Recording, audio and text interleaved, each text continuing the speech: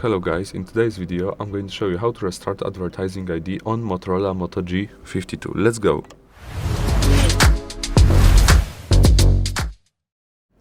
Okay, so all you need to do is you need to go to settings, which is right here.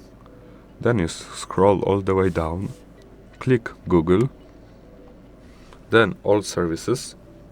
Scroll down a little bit, you have ads here, you click it, and then you reset advertising ID.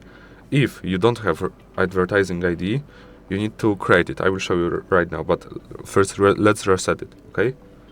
And okay, I have resetted my advertising ID, but you may not have it, so just, you know, I don't have, you see I don't have it, get new advertising ID, confirm, and now you have an advertising ID. Okay, thank you guys for watching, have a good day, goodbye.